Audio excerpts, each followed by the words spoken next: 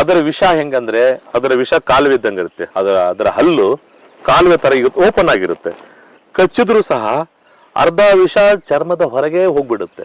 So Jambavanta ಅಂದ್ರೆ ಕರಡಿ ಜಾಂಬವಂತ. ಹಾಗಾಗಿ ಇನ್ನು ನಮ್ಮಲ್ಲಿ ಕರಡಿ ಗೋರವಪ್ಪಗಳು ಅಂತ ಹೇಳ್ತೀವಿ, ಕರಡಿ ಕುಣಿತ ಅಂತ ಹೇಳ್ತೀವಿ, ಕರಡಿ ಮಜಲ್ ಅಂತ ಹೇಳ್ತೀವಿ.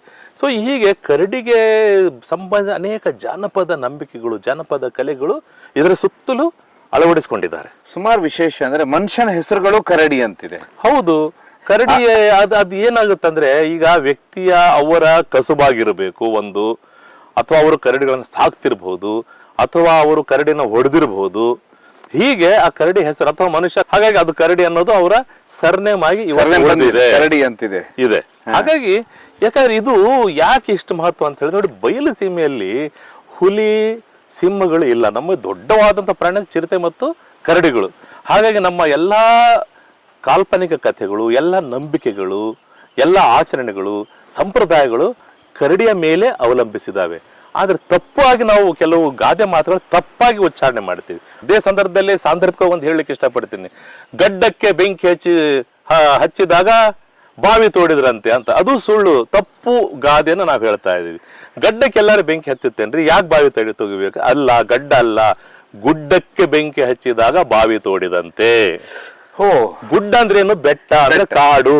ಕಾಡಿಗೆ ಬೆಂಕಿ ಬಿದ್ದಿದೆ ತಮ್ಮ, ಇವಾಗ ತೆಗಿಕತ್ತಲ್ಲ ನೀನು ಬಾವಿ ಮೊದಲೇ ತೋಡಿಟ್ಕೋಬೇಕು. ಬೆಂಕಿ ಹಚ್ಚಿದಾಗ ಅಲ್ಲಿ ನೀರು ತಗೊಂಡ್ರೆ ಆರ್ಸಕ್ ಬರುತ್ತೆ. ಅದಕ್ಕೆ ಗುಡ್ಡಕ್ಕೆ ಬೆಂಕಿ ಹಚ್ಚಿದಾಗ ಬಾವಿ ತೆಗ್ದಂತ. ಇವಾಗ ಬಾವಿ ಯಾವಾಗ ತೋಡ್ಬೇಕು, ನೀರ್ ಯಾವಾಗ ಬರ್ಬೇಕು, ಬೆಂಕಿ ಯಾವಾಗ ಆರಿಸ್ಬೇಕು? ಅದು ಬಿಟ್ಬಿಟ್ಟು ನಾವು ಗಡ್ಡಕ್ಕೆ ಬೆಂಕಿ ಬಾವಿ ತೋಡ್ದ ಅಂತ ಅದು ಸುಳ್ಳಾಗಿ ಹೇಳ್ತಾ, ಅದು ಗುಡ್ಡ ಹೋಗಿ ಗಡ್ಡ ಆಯ್ತು, ಗುಡ್ಡ ಹೋಗಿ ಈ ತರದ ಕನ್ನಡ, ನಾವು ಕನ್ನಡಿಗರಾಗಿ ನಮ್ಮ ಭಾಷೆನ ಸರಿಯಾಗಿ ಅರ್ಥ ಮಾಡ್ಕೋಬೇಕು. ಅದನ್ನ ತಪ್ಪಾಗ್ತವೆ, ಯಾರು 100% ಸರಿಯಾಗಿ ಮಾತಾಡಲ್ಲ. ಆದ್ರೆ ಗೊತ್ತಿರೋರು ಸ್ವಲ್ಪ ತಿದ್ಕೊಂಡ್ರೆ ಒಳ್ಳೇದಷ್ಟೇ ಹೊರತು ಅದು ತಪ್ಪು ಅಂತ ಹೇಳ್ತಾ ಇಲ್ಲ. ದೆವ್ವ ಭೂತ ಅಂತ ನೀವು ಹೇಳ್ತಾ ಇದ್ರ, ಸಾಂದರ್ಭಿಕವಾಗಿ ಒಂದು ಬಂದೇ ಬಿಡ್ತು ಮಾತು. ಹೀಗಾಗಿ ನೀವು ಇಷ್ಟೆಲ್ಲ ವರ್ಷಗಳು ಕೆಲಸ ಮಾಡಿದಂತವ್ರು, ಕಾಡಿಗೂ ಓಡಾಡದಂತವ್ರು, ನಿಮ್ಮ ಪ್ರಕಾರ ಯಾವತ್ತಾದ್ರೂ ದೆವ್ವ ಭೂತಗಳನ್ನು ನೋಡಿದಿರಾ ಸರ್?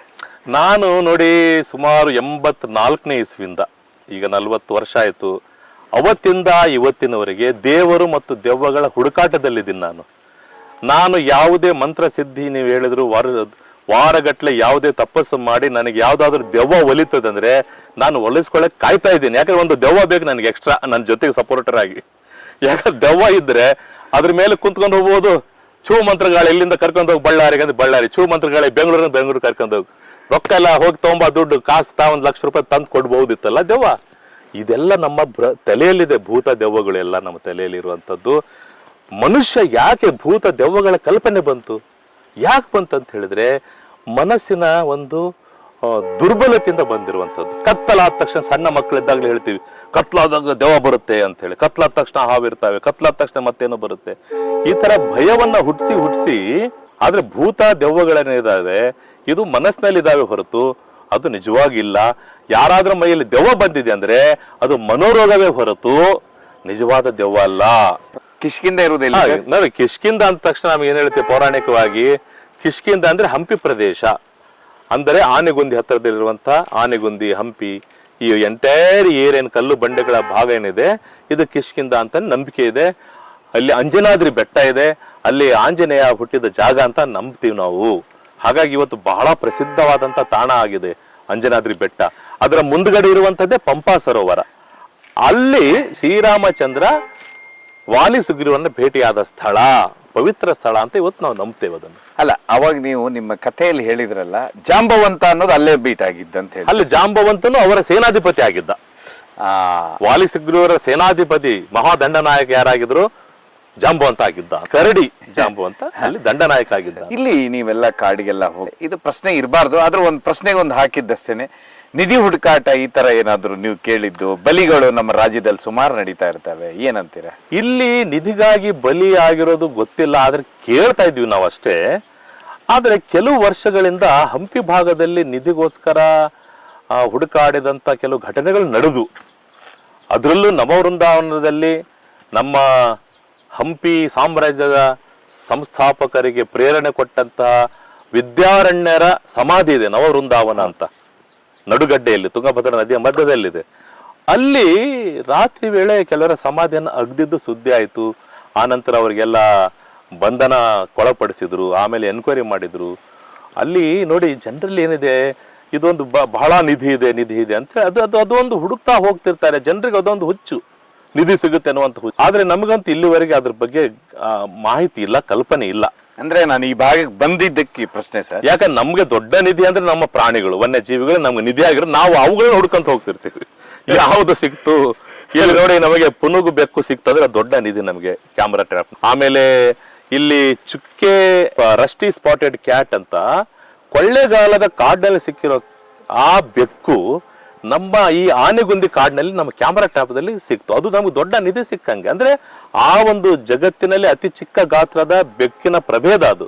ಬೆಕ್ಕಂದ್ರೆ ಹುಲಿ, ಚಿರತೆ ಎಲ್ಲ ಬೆಕ್ಕುಗಳೇ, ಅವುಗಳಿಗೆ ಸೇರಿದಂತ ಅತಿ ಚಿಕ್ಕ ಗಾತ್ರದ್ದು ರಸ್ಟಿ ಸ್ಪಾಟೆಡ್ ಕ್ಯಾಟ್ ಇದೆ. ಅಂದ್ರೆ ಅದು ನಮಗೆ ದೊಡ್ಡ ನಿಧಿ ಹೊರತು ಈ ಜನ ಏನು ಹುಡುಕ್ತಾರೆ ನಿಧಿ, ಅದು ನಮಗೆ ಅದ್ರ ಬಗ್ಗೆ ಯಾವತ್ತೂ ಸಿಗೋದಿಲ್ಲ.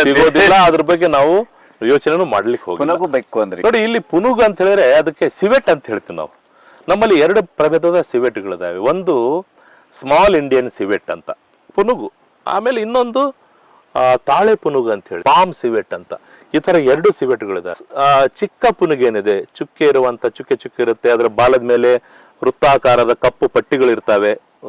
ಎಲ್ಲಿ ಹಳ್ಳಗಳಿದಾವೆ, ಎಲ್ಲಿ ನದಿಗಳಿದಾವೆ, ಎಲ್ಲಿ ಸಣ್ಣ ನೀರಿನ ಭಾಗ ಅಲ್ಲಿ ಹೋಗ್ತದೆ, ಅಲ್ಲಿ ಏಡಿ ಹಿಡ್ಕೊಂಡು ತಿಂತದ್ದು, ಏಡಿ ಬೇರೆ ಬೇರೆ ಹುಳುಗಳನ್ನ. ಇನ್ನು ತಾಳೆ ಪುನುಗು ಅಂತ ಹೇಳಿದ್ರೆ ಕಪ್ಪು ಬಣ್ಣದಲ್ಲಿರುವಂತಹದ್ದು. ಮೂತಿ ಚೂಪಾಗಿರುತ್ತೆ, ಮುಂಗ್ಸಿ ತರ ಮೂತಿ ಇರುತ್ತೆ, ಅದ್ರ ದೇಹ ಎಲ್ಲ ಕಪ್ಪಾಗಿರುತ್ತೆ, ಕಪ್ಪು ಬಾಲ ಇರುತ್ತೆ. ಅದು ಸಾಮಾನ್ಯವಾಗಿ ಮರಗಳ ಮೇಲೆ ಇರ್ತದೆ. ತಾಳೆ ಮರದಲ್ಲಿ ಹೆಚ್ಚಾಗಿರುತ್ತೆ, ಯಾಕೆ ತಾಳೆ ಮರದಲ್ಲಿ ಅದು ಹಗಲೆಲ್ಲ ನಿದ್ದೆ ಮಾಡ್ಲಿಕ್ಕೆ ಸುಖವಾಗಿರುವಂತ ಜಾಗ ಅಂತ. ಸಂಜೆ ಆದ ತಕ್ಷಣ ಹೊರಗೆ ಬಂದು ನಮ್ಮ ಬಾರೆಹಣ್ಣು, ಉಲುಪೆ ಹಣ್ಣು, ಜಾನೆ ಹಣ್ಣು ಇವೆಲ್ಲ ತಿಂತವೆ. ಇದು ತಿಂದು ಅದು ತನ್ನ ಪಾಡಿಗೆ ತಾನು ಹೋಗುತ್ತೆ. ಆದ್ರೆ ಜಗತ್ತು ಎಷ್ಟು ಹುಚ್ಚರಿದೆ ಅಂದ್ರೆ, ಕಾಫಿ ಎಸ್ಟೇಟ್ ನಲ್ಲಿ ಈ ತಾಳೆ ಪುನುಗು ಇದೆ ಅಂದ್ರೆ ಅದೇನ್ ಮಾಡುತ್ತೆ, ಕಾಫಿ ಹಣ್ಣುಗಳನ್ನ ತಿನ್ಬಿಡುತ್ತೆ. ಏನ್ ಮಾಡಿದ್ರು, ಆ ಕಾಫಿ ಬೀಜ ಇದ್ದಂತ ಅದರ ಸಗಣಿಯನ್ನ ತಗೊಂಡ್ಬಂದು, ತಾಳೆ ಪುನುಗಿನ ಸಗಣಿಯನ್ನ ತಗೊಂಡ್ಬಂದು ಹುರಿದು ಅದರಿಂದ ಕಾಫಿ ತಯಾರು ಮಾಡಿದ್ರು. ಮಾಡಿ ಕುಡಿದ್ರೆ ಅದು ಘಮ ಘಮ ಅಂತ ವಾಸನೆ ಬರುತ್ತಂತೆ. ಇದಕ್ಕೆ ಸಿವೆಟ್ ಕಾಫಿ ಅಂತ ಹೆಸರಿಟ್ಟಾರೆ. ಈಗ ಅದು ಸಿಕ್ಕಾಬಿಟ್ಟು ದುಬಾರಿ ಮಾರ್ಕೆಟ್ ನಲ್ಲಿ. ಇದು ಕಲ್ಚರ್ ಇದೆ ಸಿವೆಟ್ ಕಾಫಿ. ಯಾಕಂದ್ರೆ ಪುನುಗು ಅಂತ ವಿಷಯ ಹೇಳಿದಾಗ ಯಾರು ಬುದ್ಧಿವಂತ ಮಾಡಿದ ಕೆಲಸ, ಬುದ್ಧಿವಂತ ಮಾಡಿದ ಮಾರ್ಕೆಟಿಂಗ್ ಮಾಡ್ತಾರೆ. ಯಾಕಂದ್ರೆ ಅದರ ಸಗಣಿ ಮಲದಲ್ಲಿದ್ದಂತ ಬೀಜವನ್ನ ಹುರಿದು ಅದರಿಂದ ಮಾಡಿದ ಕಾಫಿ ಕುಡಿದು ಅದೆಂತ ಸಂತೋಷ ಸಿಗುತ್ತೋ ಆ ಕುಡಿದರಿಗೆ ಗೊತ್ತು. ನಾವಂತೂ ಕುಡಿಯಕ್ ಹೋಗಿಲ್ಲ, ಟ್ರೈ ಮಾಡಕ್ ಹೋಗಿಲ್ಲ. ಅದು ಈ ಕಾಫಿಗಿಂತ ಒಂದು 100 ಪಟ್ಟು ಜಾಸ್ತಿ ಇರ್ಬೋದು ರೇಟ್ ಮೋಸ್ಟ್ಲಿ. ಎಲ್ಲಿ ಸರ್ ಇದು ಅದು ಗೊತ್ತಿಲ್ಲ, ಅದೆಲ್ಲ ಇರುತ್ತೆ. ಸಿವೆಟ್ ಕಾಫಿ ಅಂತ ನೀವು ಹೇಳಿದ್ರೆ, ಸಿವೆಟ್ ಕಾಫಿ ಅಂತ ಮಾರ್ಕೆಟ್ ನಾಗಿದೆ. ಇನ್ನು ಹೊಸ ಬರ್ತಿದ್ದಾರೆ. ಜನರಿಗೆ ಏನಂದ್ರೆ, ಈಗ ನೆಟ್ ಹೋದ್ರೆ ಸರಿ ಇರಲ್ಲ, ಸೊಟ್ಟ ಅಡ್ಡ ಡಿಡ್ಡಿ ಹೋಗ್ಬೇಕು. ಊಟ ಹಿಂಗ್ ಮಾಡಂಗಿಲ್ಲ, ಹಿಂಗ್ ಸುತ್ತ ಬರೆಸಿ ಊಟ ಮಾಡ್ಬೇಕು. ಹಿಂಗ ಜನರಿಗೆ ಏನೋ ಒಂದು, ಈಗ ನೋಡಿ ಆನೆಗಳಿಗೆ ಕಾಫಿ ಬೀಜ ತಿನ್ನಿಸ್ಬಿಟ್ಟು ಆ ಬೀಜ ಆನೆ ಸಗಣಿಯಲ್ಲಿ ಬಿದ್ದಾಗ ಆ ಬೀಜ ಎಲ್ಲ ಆರಿಸಿ ಅದರಿಂದ ಹುರಿದು ಕಾಫಿ ಮಾಡಿ ಎಲಿಫೆಂಟ್ ಕಾಫಿಯನ್ನು ಮಾಡ್ತಿದಾರಂತೆ. ಹೊಸ ಮನುಷ್ಯನ ರುಚಿ ಕಲ್ಪನೆನೋ ಅಥವಾ ಜಿವ್ಯ ಚಾಪಲ್ಯನೋ ಗೊತ್ತಿಲ್ಲ. ಮತ್ತು ಮಾರ್ಕೆಟಿಂಗ್ ಟೆಕ್ನಿಕ್, ಯಾಕಂದ್ರೆ ಮಾರ್ಕೆಟಿಂಗ್ ಮಾಡ್ಕೊಳ್ಳಕ್ಕೆ. ಹಾಗಾಗಿ ಇದಕ್ಕೆ ನಾನು ಏನ್ ಮಾಡ್ತಾರೆ, ಇನ್ನೂ ಕೆಲವು ಕೇಳ್ಪಟ್ಟೆ ನಾನು, ಎಲ್ಲಿದೆ ಗೊತ್ತಿಲ್ಲ ನನಗೆ. ಈ ಸಿವೆಟ್ ಕಾಫಿ ಸಲುವಾಗಿನೇ ಕೆಲವ್ರು ಏನ್ ಮಾಡ್ತಾರೆ, ಆ ಸಿವೆಟ್ ಗಳನ್ನ ಸಾಕಿ ಬರೇದು ಕಾಫಿ ತಿನ್ಸೋದು ಬರೀ ಕಾಫಿ ಬೀಜ ತಿಂದು ಟಾಯ್ಲೆಟ್ ಮಾಡಿಸೋದು. ಆ ಟಾಯ್ಲೆಟ್ ಬೀಜ ಒಂದು ಕಾಫಿ ಮಾಡಿಸೋದು. ಅವು ತಿಂದು ಕಾಫಿ ತಿಂದು ಏನಾಗ್ಬೇಕು ಅದಕ್ಕೆ ದೇಹ. ಆ ತರನು ಕೆಲವರು ಇದಾರೆ, ಅದರ ಆರೋಗ್ಯನೇ ಹಾಳಾಗುತ್ತೆ. ಅದು ನಮ್ಮ ದೇಶದಲ್ಲಿ ಈ ತರ ವನ್ಯಜೀವಿ ಅಪರಾಧ ಇಲ್ಲ, ಬಹಳ ಕಡಿಮೆ. ಬೇರೆ ದೇಶದಲ್ಲೆಲ್ಲ ಪರ್ಮಿಷನ್ ಇದೆ ಅವಕ್ಕೆಲ್ಲ, ವನ್ಯಜೀವಿ ತಂದು ಸಾಕ್ಬೋದು. ಬೇರೆ ದೇಶದಲ್ಲಿ ಕಾಡಿನ ಪ್ರಾಣಿ ಹಿಡ್ಕೊಂಬಂದು ಸಾಕ್ತಾರೆ. ನಮ್ಮ ದೇಶದಲ್ಲಿ ಈ ತರ ಸ್ಟ್ರಿಕ್ಟ್ ಆಗಿಲ್ಲ. ಯಾರಾದ್ರೂ ಸಿವೆಟ್ ತಗೊಂಬಂದು ಮನೆಗೆ ಇಟ್ಕೊಂಡು ಸಾಕಿದ್ರೆ ಅವನಿಗೆ ಅರಣ್ಯ ಇಲಾಖೆಯವರು ಒಂದು ಕ್ಷಣದಲ್ಲಿ ಅರೆಸ್ಟ್ ಮಾಡ್ತಾರೆ. ಹುಲಿಗಳನ್ನೆಲ್ಲ ಸಾಕು. ಅದೇ ಬೇರೆ ದೇಶದಲ್ಲೆಲ್ಲ ಬಹಳಷ್ಟು ಲೂಸ್ ಆಗಿದೆ ಪರ್ಮಿಷನ್ಸ್. ಅಮೆರಿಕದಲ್ಲಿ ಏನ್ ಮಾಡ್ತಾರೆ, ಹುಲಿ ಸಾಕ್ಬಹುದು, ಸಿಂಹ ಸಾಕ್ಬಹುದು. ಹುಲಿ ಮತ್ತು ಸಿಂಹ 2 ಸೇರಿ ಲಯನ್ ಅಂಡ್ ಟೈಗರ್ 2 ಮಿಶ್ರ ತಳಿ ಮಾಡಿಬಿಟ್ಟು ಲೈಗರ್ ಅಂತ ಒಂದು ತಯಾರು ಮಾಡಿದ್ರು. ಒಂದು ಪ್ರಾಣಿನ ಕ್ರಾಸ್ ಬಿಟ್ಟು ಲೈಗರ್ ಅಂತ ಒಂದು ಮಾಡಿದ್ರು. ಮನೆಯಲ್ಲಿ ಪ್ರೈವೇಟ್ ಜೂ ಮಾಡ್ಕೊಂತಾರೆ. ಅಲ್ಲೆಲ್ಲ ಬೇರೆ ಬೇರೆ ಸ್ವಾತಂತ್ರ್ಯ ಇದಾವೆ. ಅಲ್ಲೆಲ್ಲ ಬೇಟೆಯಾಡಕ್ ಪರ್ಮಿಷನ್, ಕೆನಡಾದಲ್ಲಿ ಬೇರೆ ದೇಶದ ಬೇಟೆಯಾಡಕ್ ಪರ್ಮಿಷನ್ ಕೊಡ್ತಾರೆ. ಅಲ್ಲಿ ದೊಡ್ಡ ಜಿಂಕೆಗಳು ಇರ್ತಾವೆ, ಮ್ಯೂಸ್ ಅಂತ ಹೇಳ್ತೀವಿ ಅದಕ್ಕೆ, ಮ್ಯೂಸ್ ಅಂತ ಆ ಜಿಂಕೆಗಳ ಹೆಸರು. ಸೊ ಅವುಗಳನ್ನ ಹೊಡಿಲಿಕ್ಕೆ ಪರ್ಮಿಷನ್ ಕೊಡ್ತಾರೆ, ಲೈಸೆನ್ಸ್ ಕೊಡ್ತಾರೆ. ಹೆಂಗಂದ್ರೆ ಅವನು ಕಂಡೀಷನ್ ಹಾಕ್ತಾರೆ, ಇದೇ ವಯಸ್ಸಿನ ಇದನ್ನು ಹೊಡಿಬೇಕು, ಹಾಲು ಸ್ವಂತ ತಾಯಿನ ಹೊಡೆಯಂಗಿಲ್ಲ, ಮರಿನ ಹೊಡೆಯಂಗಿಲ್ಲ, ಹಿಂಗೆಲ್ಲ ಕಂಡೀಷನ್ ಹಾಕಿ ಕೊಡ್ತಾರೆ. ಅವ್ರು ಹೋಗಿ ಒಂದೇ ಒಂದು ಹೊಡೆದು ವಾರಗಟ್ಟಲೆ ಟ್ರೈ ಮಾಡಿ ಹೊಡೆದು ಟ್ರೋಫಿಯಾಗಿ ಇಟ್ಕೊಳ್ತಾರೆ. ಅದು ಪರ್ಮಿಷನ್ ಬೇರೆ ದೇಶದಲ್ಲಿದೆ. ನಮ್ಮ ದೇಶದಲ್ಲಿ ಯಾವುದೇ ರೀತಿಯ ಬೇಟೆಗೆ ಅವಕಾಶ ಇಲ್ಲ. ತಾಯಿ ಮತ್ತೆ ಮಗು ಇತ್ತಂದ್ರೆ ಹಾಲು ಕುಡಿಸ್ತಾ ಇದ್ರೆ ಹೊಡಿಬಾರ್ದು, ವಯಸ್ಕ ಗಂಡಿಗೆ ಹೊಡಿಬೇಕು, ಇಂಥ ಕಂಡೀಷನ್ಸ್ ಅದ, ಅವ್ರದೇ ಒಂದು ಕಂಡೀಷನ್ಸ್ ಹಾಕಿರ್ತಾರೆ. ಇದೇ ತರ ಇದಕ್ಕೆ ಹೊಡಿಬೇಕಂತ ಅವರು ಶಾರ್ಪ್ ಶೂಟರ್ಸ್ ಅಥವಾ ಬಿಲ್ಲು ಬಾಣನ ತಗೊಂಡ್ ಹೋಗಿ ಅದನ್ನ ಹೊಡೆದು ಅದ್ರ ಜೊತೆಗೆ ಒಂದು ಟ್ರೋಫಿ ಫೋಟೋ ತಗೊಂಡ್ಬಿಟ್ಟು ಅದ್ರ ತಲೆ ತಗೊಂಡ್ ಹೋಗಿ ಮನೆಗೆ ಇಟ್ಕೋಬಹುದು, ಮಾಂಸ ತಗೊಂಡ್ ಹೋಗ್ಬೋದು. ಇದೆಲ್ಲ ಪರ್ಮಿಷನ್ ಇದೆ, ಬೇರೆ ದೇಶದಲ್ಲಿದೆ. ಅದು ಯಾಕಿದೆ ಅಂತ ಹೇಳಿದ್ರೆ ನೋಡಿ, ಈ ಹರ್ಬಿವೋರ್ಸ್ ಅಂತ ಹೇಳ್ತೀವಿ, ಅಂದ್ರೆ ಸಸ್ಯಾಹಾರಿಗಳ ಸಂತಾನೋತ್ಪತ್ತಿ ಬಹಳ ವೇಗವಾಗಿ ಆಗುತ್ತೆ, ಬಹಳಷ್ಟು ಹಾಕ್ತವೆ ಮರಿಗಳನ್ನ. ಅವುಗಳನ್ನ ಕಿಲ್ಲಿಂಗ್ ಬೇರೆ, ಕಲ್ಲಿಂಗ್ ಬೇರೆ. ಕಲ್ಲಿಂಗ್ ಅಂದ್ರೆ ಜನಸಂಖ್ಯೆಯನ್ನ ನಿಯಂತ್ರಣದಲ್ಲಿ ಇಡುವಂತ ಒಂದು ವಿಧಾನ ಅದು. ಅಂದ್ರೆ ಬೇಟೆ ಮೂಲಕನೋ ಮತ್ತೊಂದು ಮೂಲಕನೋ ಅದನ್ನ ತೆಗಿಯೋದು, ಕಡಿಮೆ ಮಾಡೋದು. ಗಂಡನ್ನ ತೆಗಿತಾರೆ, ಹೆಣ್ಣನ್ನು ಉಳಿಸ್ಕೊಳ್ತಾರೆ. ಈ ತರ ಬೇರೆ ಬೇರೆ ವಿಧಾನಗಳಿದಾವೆ. ಇದರಿಂದಾಗಿ ಏನಾಗ್ತಾ ಇದೆ, ಅಲ್ಲಿ ಒಂದು ಸಂತತಿಯನ್ನ ನಿಯಂತ್ರಣ ಇಟ್ಕೊಳ್ಳಕ್ಕೆ ಮಾಡಿರುವಂತ ಪದ್ಧತಿ ಅದು. ಆದ್ರೆ ನಮ್ಮ ದೇಶದಲ್ಲಿ ಯಾವುದು ಆ ತರ ಇಲ್ಲ, ಅವಕಾಶ ಇಲ್ಲ ನಮ್ಮ ದೇಶದಲ್ಲಿ. ಬೆಕ್ಕಡ್ಡ ಹೋದ್ರೆ ಸುಮಾರು ಜನ ನಿಂತಲ್ಲೇ ನಿಂತು ಬಿಡ್ತಾರೆ, ಇವತ್ತೇನು ಕೆಲಸನೇ ಆಗುದಿಲ್ಲ, ವಾಪಸ್ ಬರ್ತಾರೆ. ಈ ಒಂದು ನಂಬಿಕೆ ಬಗ್ಗೆ ಇರುತ್ತೀರಾ? ಈ ತರ ತಪ್ಪು ಕಲ್ಪನೆಗಳು, ಅಪನಂಬಿಕೆಗಳು, ಮೂಢನಂಬಿಕೆಗಳು ಸಾಕಷ್ಟು ಇದಾವೆ. ಒಂಟಿ ಸೀನಬಾರದು ಅಂತ ಬಹಳ ಅದಾವೆ. ನೋಡಿ, ಬೆಕ್ಕು ನನ್ನ ಹೆಸರೇನಾದ್ರು ಅದು ಗೊತ್ತಿದೆಯಾ, ನಾನು ಅಲ್ಲಿ ಹೋಗ್ತೀನಿ ಅಂತ ಅದಕ್ಕೇನು ಗೊತ್ತಿದೆಯಾ, ನನ್ನ ಅಡ್ಡ ಮಾಡ್ಬೇಕು ಅದಕ್ಕೇನಾದ್ರು ಇಷ್ಟ ಇದೆಯಾ? ಆ ಬೆಕ್ಕು ಅಲ್ಲಿಂದ ಅಲ್ಲಿ ಯಾಕಿದೆ, ಅಲ್ಲಿ ಎಲ್ಲೋ ಇಲಿ ಓಡಾಡ್ತಿರೋದು ಗೊತ್ತಾಗಿರುತ್ತೆ, ಇಲಿ ತಿನ್ನಕ್ ಹೋಗಿದೆ ಹೊರತು ನಮಗೆ ಅಡ್ಡಪಡಿಸ್ಬೇಕು ಅನ್ನೋ ಒಂದೇ ಕಾರಣಕ್ಕಲ್ಲ. ಎಷ್ಟೋ ಸಾರಿ ಬೆಕ್ಕು ತನ್ನ ಪಾಡಿತ್ತು, ಅದು ಒಂದು ಪ್ರಾಣಿ ಅಷ್ಟೇ. ಈಗ ಅಕ್ಕಿ ಹಿಂಗ ಅಡ್ಡ ಹೋದ್ರೆ ನಾವೇನು ಬೇಡ ಅಂತೀವ? ಅದು ಜನರಲ್ಲಿ ಏನಾಗಿದೆ ಅಂದ್ರೆ ನಾವು ನಮ್ಮ ವಿಂದ ನಾವು ಕತೆ ಕಟ್ಕೊಂಡ್ಬಿಟ್ಟಿದ್ದೀವಿ. ನಾವು ಸಾವಿರಾರು ಬಾರಿ ನಮ್ಗೆ ಬೆಕ್ಕು ಅಡ್ಡ ಬಂದಿದೆ ಹೋಗ್ಬೇಕು. ಅದು ಮನುಷ್ಯನ ಮನಸ್ಸಿನಲ್ಲಿ ಇರ್ತದೆ, ಎಲ್ಲ ಒಳ್ಳೇದಾಗುತ್ತೆ ಕೆಟ್ಟದಾಗುತ್ತೆ. ನಾವು ಒಂದ್ಸರಿ ಅನ್ಕೊಂಡ್ಬಿಟ್ಟು ಬೆಕ್ಕು ಅಡ್ಡ ಬಂದ್ಬಿಡ್ತು, ಹೋದ್ ಕೆಲಸ ಫೇಲ್ ಅಂದ್ಬಿಟ್ರೆ ಅವ್ನ ಮನಸ್ಸಲ್ಲಿ ಅದೇ ಇಟ್ಕೊಂಡು ಹೋಗಿರ್ತಾನೆ. ಅಲ್ಲಿ ಸರಿಯಾಗಿ ಮಾತಾಡಲ್ಲ, ಅಲ್ಲಿ ಇಂಟರ್ವ್ಯೂ ಮಾಡಲ್ಲ, ಸರಿಯಾಗಿ ಫೇಸ್ ಮಾಡಲ್ಲ, ಎಕ್ಸಾಮ್ ಸರಿಯಾಗಿ ಬರೆಯಲ್ಲ, ವ್ಯವಹಾರ ಸರಿಯಾಗಲ್ಲ, ಅದೇ ಮನಸ್ಸಿರುತ್ತೆ, ಕೆಟ್ಟೋಗ್ಬಿಡುತ್ತೆ. ಕೊನೆಗೆ ಬಂದ ಮೇಲೆ ಮನೇಲಿ ಬೆಕ್ಕ ಅಡ್ಡ ಬೆಕ್ಕನ ಮೇಲೆ ಹಾಕತ್. ಪಾಪ ಬೆಕ್ಕ ಏನ್ ಮಾಡ್ತದ್ರಿ ಪಾಪ. ಈ ತರದ ಕಲ್ಪನೆಗಳು ಬಹಳ ಅದಾವೆ. ಅಂದ್ರೆ ಮನುಷ್ಯ ಏನ್ ಮಾಡಿದಾನಂದ್ರೆ ತನ್ನ ಕೆಲವೊಂದು ಮೂಢನಂಬಿಕೆಗಳನ್ನು ಪ್ರಾಣಿಗೆ ಇಲ್ಲಿ ಆರೋಪ ಹೊರಿಸೋದು ಪ್ರಾಣಿ ಮೇಲೆ. ಒಂದು ತಪ್ಪನ್ನ ಪ್ರಾಣಿಗಳ ಮೇಲೆ ಆರೋಪ ಹೊರಿಸ್ಬಿಟ್ರೆ ತಾನು ಬಚಾವಾದೆ ಅಂತ. ಯಾಕಂದ್ರೆ ಈ ನಾಯಿಗಳು ಅಳ್ತಾವೆ ಅಂದ್ಕೊಳ್ಳಿ, ಇವತ್ತು ಯಾರೋ ಸಾಯ್ತಾರೆ ಏರಿಯಾದಲ್ಲಿ ಅನ್ನೋಂಥದ್ದು. ಇಂಥ ಬಹಳಷ್ಟು ಕಲ್ಪನೆಗಳಿದಾವೆ ನೋಡಿ. ಮನೆ ಮೇಲೆ ಗೂಬೆ ಬಂದು ಕುಂತ್ರೆ ಮಕ್ಕಳು ಸಾಯ್ತಾವೆ, ಗೂಬೆ ಕೂಗಿದ್ರೆ, ಈ ತರದ ಕಲ್ಪನೆಗಳು. ಹಲ್ಲಿ ಬಿದ್ರೆ ಈ ಕಡೆ ಹಲ್ಲಿ ಬಿದ್ರೆ ಒಂದು ಶಕುನ, ಈ ಕಡೆ ಹಲ್ಲಿ ಬಿದ್ರೆ ಇನ್ನೊಂದು ಶಕುನ. ಈ ತರ ತಪ್ಪು ಕಲ್ಪನೆಗಳಿದಾವೆ. ಮತ್ತೆ ಆಹಾರ ತಯಾರು ಮಾಡಕ್ಕಾದ್ರೆ ಹಲ್ಲಿ ಬಿದ್ದು ಆಹಾರ ಏನು ಕೆಟ್ಟೋಗ್ಬಿಡ್ತು, ಇದೆಲ್ಲ ಬರುತ್ತೆ ನೋಡಿ, ಪೇಪರ್ ಎಲ್ಲ ಬರುತ್ತೆ. ಹಲ್ಲಿ ಬಿದ್ದ ಸಾರು ತಿಂದ್ಬಿಟ್ರು, ಹಂಗಾಗಿ ವಾಂತಿ ಭೇದಿ ಆಯ್ತು ಮಕ್ಕಳಿಗೆ ಅಂತ ಹೇಳ್ತೀವಿ. ಇವೆಲ್ಲ ಸರಿ ಅಲ್ಲ. ಆಕ್ಚುಲಿ ಎಕ್ಸಾಮ್ ಮಾಡ್ಬೇಕು ನಾವು ಸರಿಯಾಗಿ. ಏನಾಗುತ್ತಂದ್ರೆ ಒಬ್ಬ ವ್ಯಕ್ತಿ ಬೆಂಗಳೂರಲ್ಲೇ ನಿಮ್ಗೆ ಸಿಗುತ್ತೆ, ಹುಡುಕಿದ್ರೆ ಅವನು ಒಬ್ಬ ವ್ಯಕ್ತಿ ಆತ್ಮಹತ್ಯೆ ಮಾಡ್ಬೇಕು, ಹೋಟ್ಲಲ್ಲಿ ಕೆಲಸ ಮಾಡೋನು, ನಾನು ಸತ್ತು ಬಿಡ್ಬೇಕು ಅಂತ ಹೇಳಿ ಯೋಚನೆ ಮಾಡ್ತಾನೆ. ಸಾಯ್ಬೇಕಾದ್ರೆ ಏನೋ ಕೇಳಿರ್ತಾನೆ, ಹಲ್ಲಿಯಲ್ಲಿ ವಿಷ ಇರುತ್ತೆ ಅಂತೇಳಿ ಒಂದು ಹಲ್ಲಿ ತಗೊಂಡ್ ಕಚ ತಿಂದ್ಬಿಡ್ತಾನೆ, ಸಾಯಲ್ಲ. ಮತ್ತೆ ನೋಡ್ತಾನೆ ಒಂಥರ ರುಚಿ ಕಾಣುತ್ತೆ, ಇನ್ನೊಂದು ತಗೊಂಡ್ ತಿಂತಾನೆ, 4-5 ತಿಂತಾನೆ, ಸಾಯಲ್ಲ. ಆಮೇಲೆ ಹಲ್ಲಿ ಸಿಕ್ಕರೆ ಅವ್ನು ತಿನ್ನೋದೇ ಅಭ್ಯಾಸ ಮಾಡ್ಕೊಂಡ್ಬಿಟ್ಟಾನೆ, ಜೀವಂತವಾಗಿದ್ದಾನೆ. ಆದ್ರೆ ಹಲ್ಲಿಯಿಂದ ಅಲ್ಲ, ಆಹಾರ ಅಲ್ಲಿ ಆರೋಪ ಮಾಡೋದು ಹಲ್ಲಿ ಮೇಲೆ. ಅದು ಆಹಾರ ವಿಷ ಬೆರೆತ ಆಹಾರನೋ ಅಥವಾ ಕಿಲುಬು ಗಟ್ಟಿದ ಪಾತ್ರೆಯಲ್ಲಿ ಆಹಾರ ತಯಾರು ಮಾಡಿದ್ದು ಅಥವಾ ಮತ್ತೊಂದು ಕಾರಣಕ್ಕೆ ಆಹಾರ ತಿಂದು ಜನ ವಾಂತಿ ಭೇದಿ ಮಾಡ್ಕೊಂಡಿರ್ತಾರೆ. ಆರೋಪ ಮಾಡೋದು ಯಾರ ಮೇಲೆ? ಹಲ್ಲಿ ಮೇಲೆ. ಹಾಗಾಗಿ ಇಂಥ ಬಹಳಷ್ಟು ತಪ್ಪು. ಅಂದ್ರೆ ಕಿಲುಬು ಗಟ್ಟಿದ ಪಾತ್ರೆ ಅಂದ್ರೆ ಹಾಳಾದ ಪಾತ್ರೆ ಇರ್ಬೋದು, ಕೆಟ್ಟದಂತಹ ಏನೋ ವಸ್ತು ಹಾಕಿರ್ಬೋದು ಅದರಲ್ಲಿ, ಇಲ್ಲ ಫುಡ್ ಅದು ಪಾಯ್ಸನಿಂಗ್ ಆಗಿರ್ಬೋದು, ಯಾವ್ದೋ ಒಂದು ಆಯಿಲ್ ಯಾವ್ದು ಹಾಕಿರ್ಬೋದು, ಕಿಲುಬು ಗಟ್ಟಿದ ಎಣ್ಣೆ ಹಾಕಿರ್ಬೋದು ಅದರಲ್ಲಿ, ಅಥವಾ ಅಕ್ಕಿ ಏನಾದ್ರೂ ಕೆಟ್ಟ ಅಕ್ಕಿಯನ್ನು ಹಾಕಿರ್ಬೋದು, ಬೂಜು ಗಟ್ಟಿದ ಅಕ್ಕಿ ಹಾಕಿರ್ಬೋದು. ಆದ್ರೆ ಹಲ್ಲಿ ಮೇಲೆ ಆರೋಪ ಈ ತರ ನಮ್ಮಲ್ಲಿ ಏನಾಗುತ್ತಂದ್ರೆ ಈ ಸರಳವಾಗಿ ಪ್ರಾಣಿಗಳ ಮೇಲೆ ಹಾಕ್ಬಿಡೋದು ಆರೋಪ, ಹಾಕಿ ತಪ್ಪು ಕಲ್ಪನೆ ಮಾಡೋದು. ಜನರಲ್ಲಿ ಈ ತರ ಭಾವನೆಗಳು ಬಹಳ ಅದಾವೆ. 2 ತಲೆ ಹಾವು ಅಂತ ಹೇಳ್ತಾರೆ. 2 ತಲೆಯಲ್ಲಿದೆ ಹಾವಿಗಿರೋದು ಒಂದೇ ತಲೆ. ಮಣ್ಣು ಮುಖ ಹಾವು ಅಂತ ಹೇಳಿದೆ, ಸ್ಯಾಂಡ್ ಬೋವ. ಅದು ಏನಾಗುತ್ತಂದ್ರೆ ಅದರ ಬಾಲ ಮೊಂಡಿರುತ್ತೆ.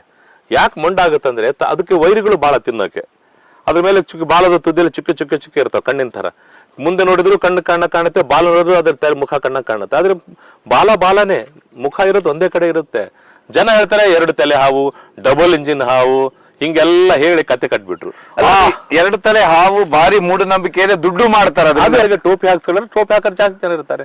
ಹಂಗಾಗಿ ಒಬ್ಬನ ಯಾರು ಹೇಳ್ತಾನೆ, ಈ ಹಾವು ತಗೊಳ್ರಿ, ಇಟ್ಕೊಳ್ರಿ, ಇದು ಇಟ್ಕೊಂಡ್ರೆ ನಿಮ್ಮ ಮನೆಯಲ್ಲಿ ಲಕ್ಷ್ಮಿ ಬಂದ್ಬಿಡ್ತಾಳೆ, ಹಂಗ ರಿಸರ್ವ್ ಬ್ಯಾಂಕ್ ಆಫ್ ಇಂಡಿಯಾ ಸೀದಾ ಇಲ್ಲಿ ಬಂದ್ಬಿಡ್ತಾ ಮಾಯ ಮಂತ್ರ ಆಗಿ. ಎಷ್ಟೋ ಜನ ಸ್ಮಗಲ್ ಮಾಡ್ತಾರೆ. ಇಂಥದ್ದು ಏನ್ ಮಾಡಿದ್ದಾರೆ, ಮಣ್ಣು ಮುಕ್ಕ ಹಾವು ಅಥವಾ 2 ತಲೆ ಹಾವು ಅಂತ ಏನ್ ಹೇಳ್ತಾರೆ, ಇದರ ಒಂದು ಕಳ್ಳ ಸಾಗಾಣಿಕೆ ಬಹಳ ಜನ ಮಾಡಿದ್ರು, ಮಾರಾಟ ಮಾಡಿದ್ರು. ಶ್ರೀಮಂತರು ಮಾರಾಟ ಮಾಡಿ ಲಕ್ಷಗಟ್ಟಲೆ ಹಣ ಕೊಟ್ಟು ತಗೊಂಡು ಅವರು ಈಗೇನ್ ಮಾಡಿದ್ರು, ಲಕ್ಷ್ಮಿ ಬರೋದು ಹೋಯ್ತು, ಲಕ್ಷ್ಮಿ ಬರೋದು ಬಿಟ್ರೆ ಬಿಡಿ, ಬಂದಿಲ್ಲ ಅಂದ್ರೆ ಪಾಡಿತ್ತು, ಪರವಾಗಿಲ್ಲ. ಏನಾಯ್ತು, ಪೊಲೀಸರು ಅರಣ್ಯ ಇಲಾಖೆ ಅರೆಸ್ಟ್ ಮಾಡಿದ್ರಿ, ಕಂಬಿ ಎಣಿಸ್ತಾ ಇದ್ದಾರೆ ಅವರೆಲ್ಲ. ಹಾಗಾಗಿ ಈ 2 ತಲೆ ಹಾವು ಇರುತ್ತಂತೀರಾ? 2 ತಲೆ ಇಲ್ಲ. ಅದಕ್ಕೆ ಏನಾಗುತ್ತೆ, ಬಾಲ ಮೊಂಡಾಗಿರೋದ್ರಿಂದ ಅದು ನೋಡಕ್ಕೆ ತಲೆ ಕಂಡಂಗೆ ಕಾಣಿದೆ. ಯಾಕಂದ್ರೆ ಅದರ ವೈರಿಗಳಿಗೆ ಏನು ಮೋಸ ಮಾಡ್ಲಿಕ್ಕೆ, ತಲೆ ಅಲ್ಲಿನೂ ಇದೆ ಇಲ್ಲಿದೆ ಯಾರು ಬರಬೇಡ ನನ್ನ ಹತ್ರ ಅಂತ ಹೆದರ್ಸ್ಲಿಕ್ಕೆ ಮಾಡಿರುವಂತ ನೇಚರ್ ಕೊಟ್ಟಂತ ಟೆಕ್ನಿಕ್. ಅದಕ್ಕೆ ನೇಚರ್ ಕೊಟ್ಟಿರುವಂತ ಗಾಡ್ ಗಿಫ್ಟ್ ಅದು, ಗಾಡ್ ಗಿಫ್ಟ್. ಹಾಗಾಗಿ ಮಣ್ಣುಮುಖ ಸ್ಯಾಂಡ್ ಬಾವು ಮರಳಲ್ಲಿರುವಂತ ಹಾವು ಅದು. ಪಾಪ ಸೌಮ್ಯ ಪ್ರಾಣಿ ಅದು, ಮುಗ್ಧ ಪ್ರಾಣಿ ಅದು. ಅದನ್ನ ತಗೊಂಡೋಗಿ ಇವ್ರು ಮಾರಾಟ ಮಾಡಿ ಏನೇನೋ ಮಾಡಿ ಮತ್ತೆ ಜಾಸ್ತಿ ತೂಕ ಬರಲಿ ಅಂತ ಹೇಳೋದಕ್ಕೆ ಸೀಸದ ಗುಂಡುಗಳನ್ನು ನುಂಗಿಸೋದು. ಬಹಳ ಇಷ್ಟು ತೂಕ ಜಾಸ್ತಿ ಇದ್ರೆ ದುಡ್ಡು ಜಾಸ್ತಿ ಅಂತ ಹೇಳಿ ಮಡಿಕೆಯಲ್ಲಿ ಇಟ್ಕೊಂಡು ಹೋಗೋರು. ಇದೆಲ್ಲ ಒಂದು 5-6 ವರ್ಷದಿಂದ ಬಹಳ ನಡೀತು. ಆದ್ರೆ ಏನ್ ಸರ್ ಸೀಸದ ಗುಂಡಾನ ಏನ್ ತಿನ್ನಿಸ್ತಾರೆ? ಸೀಸದ ದಪ್ಪ ಸೀಸದ ಗುಂಡು ಅದನ್ನ ನುಂಗಿಸೋದು. ಅಂದ್ರೆ ಜಾಸ್ತಿ ಭಾರ ಆಗ್ಲಿ ಅಂತ, ಜಾಸ್ತಿ ಭಾರ ಇದ್ರೆ ಜಾಸ್ತಿ ದುಡ್ಡು ಸಿಗುತ್ತೆ ಅಂತ ನಂಬಿಸಿ ಮಾಡ್ತಾ ಇದ್ರು. ಎಷ್ಟೋ ನೀವು ಪತ್ರಿಕೆಯಲ್ಲಿ ಓದಿರ್ಬೋದು, ಈ 2 ತಲೆ ಹಾವು ಹಿಡಿದ್ರು, 2 ತಲೆ ಹಾವು ಹಿಡಿದಂತರಿಗೆ ಪೊಲೀಸರು ಬಂಧಿಸಿದ್ರು ಅಂತ ಏನ್ ಹೇಳ್ತೀವಲ್ಲ. ಇದೆಲ್ಲ ಏನಾಗಿದೆ, ಜನರ ಒಂದು ವೀಕ್ನೆಸ್. ದುಡ್ಡು ಬರಬೇಕಂದ್ರೆ ಪ್ರಾಮಾಣಿಕವಾಗಿ ದುಡಿಬೇಕು, ವ್ಯಾಪಾರ ಮಾಡೋಕು ವ್ಯವಹಾರ ಮಾಡೋಕು ಎಲ್ಲರೂ ನೌಕರಿ ಮಾಡೋಕು ದುಡ್ಡು ಬರುತ್ತೆ. ಅದು ಬಿಟ್ಟು ಸುಮ್ಮನೆ ಈ ಮಾಟ ಮಂತ್ರದಿಂದ ದುಡ್ಡು ಬರೋದಿದ್ರೆ ಎಲ್ಲರೂ ಅದೇ ಮಾಡ್ಕೊಂಡು ಕುಂದಿರ್ಬೋದಲ್ಲ. ನಾವ್ಯಾಕೆ ಕುಂದಿರ್ಬೇಕಾಗಿತ್ತು? ಕೆಲಸ ಮಾಡ್ಬೇಕು, ನಾವೇ ಕೆಲಸ ಮಾಡಿ ಇಷ್ಟು ಕಷ್ಟಪಡಬೇಕಾಗಿತ್ತಲ್ವಾ? ರಿಸರ್ವ್ ಬ್ಯಾಂಕ್ ಆಫ್ ಇಂಡಿಯಾದಿಂದ ಸೊಯ್ ಅಂತ ಹಾರ್ಕೊಂಡು ಗಾಳಿದ ಇವ್ ರೂಮ್ನಾಗ ಬಂದು ಬೀಳ್ತಾವ ಟ್ರೆಜರಲ್ಲಿ? ಸಾಧ್ಯ ಇಲ್ಲ. ಜನರಿಗೆ ಏನಾಗಿದೆ, ವಿದ್ಯಾವಂತರು ಇವರೆಲ್ಲ, ಇವರಲ್ಲಿ ಈ ತರ ಮೂಢನಂಬಿಕೆಗಳು ತಲೆ ತುಂಬ್ಕೊಂಡ್ಬಿಟ್ಟಿದ್ದಾರೆ ಜನ. ಸರ್ ಒಂದ್ ಹೇಳ್ತಾ ಇದ್ರ, ಈ ಮಣ್ಮುಖ ಹಾವು ಅಂದ್ರೆ ವಿಷಕಾರಿ ಅಲ್ವಾ ಇದು? ವಿಷಕಾರಿ ಅಲ್ಲ. ನೋಡಿ, ನಮ್ಮಲ್ಲಿ 40-50 ಜಾತಿಯ ಪ್ರಭೇದದ ಹಾವುಗಳಿದಾವೆ ಈ ಭಾಗದಲ್ಲಿ, ಬಯಲುಸೀಮೆಯಲ್ಲಿ. ನಮ್ಮಲ್ಲಿರುವಂತವು ಕೇವಲ 4 ಪ್ರಭೇದದ ಹಾವುಗಳು ವಿಷಕಾರಿ. ಎಲ್ಲರಿಗೂ ಗೊತ್ತಿದೆ ನಾಗರ ಹಾವು, ಹೆಡೆ ತೆಗಿದೆ ಅಂತ ಹಾವು ನಾಗರ ಹಾವು. ಅದರಲ್ಲಿ ವಿಷಕಾರಿ, ಅದು ಹಗಲೊತ್ತು ಮಾತ್ರ ಆಕ್ಟಿವ್ ಆಗಿರುವಂತ ಹಾವು. ಹಗಲೊತ್ತು ಓಡಾಡ್ಕೊಂಡಿರುತ್ತೆ, ರಾತ್ರಿ ಹೋಗಿ ಮಲಗುತ್ತೆ. ಯಾವುದು? ನಾಗರ ಹಾವು. ರಾತ್ರಿ ಓಡಾಡೋದಿಲ್ಲ? ರಾತ್ರಿ ಅಕಸ್ಮಾತ್ ಏನಾರಲ್ಲಿ ಹೋಗ್ಬೇಕಾದ್ರೆ ಏನಾದ್ರು ಡಿಸ್ಟರ್ಬೆನ್ಸ್ ಆಯ್ತು, ರಾತ್ರಿ ಹೊರಗೆ ಬರ್ಬೋದು. ಅದಿರೋ ಜಾಗದಾಗ ಯಾವ್ದೋ ಒಂದು ನಾಯಿನೋ ಹಂದಿನೋ ಮತ್ತೆ ಎಲ್ಲಿ ಹೋಗಿ ಏನೋ ಡಿಸ್ಟರ್ಬೆನ್ಸ್ ಆಯ್ತಂದ್ರೆ ಎದ್ದು ಹೊರಗೆ ಬರುತ್ತೆ. ಅದು ಡೇ ಹಗಲೊತ್ತು ಆಕ್ಟಿವ್ ಆಗಿರುತ್ತೆ, ರಾತ್ರಿ ಕೆಲಸ ಇರಬಹುದು ಅದು. ಆದ್ರೆ ಹಗಲೊತ್ತು ಬಹಳ ಸಾಮಾನ್ಯ ಕಂಡು ಬರೋದು ಅದು ಹಾವು. ಅದರ ವಿಷ ಹೆಂಗಂದ್ರೆ, ಅದರ ವಿಷ ಕಾಲುವೆ ಇದ್ದಂಗೆ ಇರುತ್ತೆ. ಅದು ನಾಲಿಗೆ, ಅದರ ಹಲ್ಲು ಕಾಲುವೆ ತರ ಓಪನ್ ಆಗಿರುತ್ತೆ. ಕಚ್ಚಿದ್ರು ಸಹ ಅರ್ಧ ವಿಷ ಚರ್ಮದ ಹೊರಗೆ ಹೋಗ್ಬಿಡುತ್ತೆ. ಅದು ವಿಷ ನರಮಂಡಲಕ್ಕೆ ಎಫೆಕ್ಟ್ ಆಗುತ್ತೆ. ಇನ್ನು ಟೈಮ್ ಇರುತ್ತೆ. ಅವ್ನು ಡಾಕ್ಟರ್ ಹತ್ರ ಹೋಗಿ ಆಂಟಿಬಯೋಟಿಕ್ ಕೊಟ್ರೆ ಬದುಕ್ತಾರೆ, ಹೆದರ್ಬೇಕಾದಂತ ಅವಶ್ಯಕ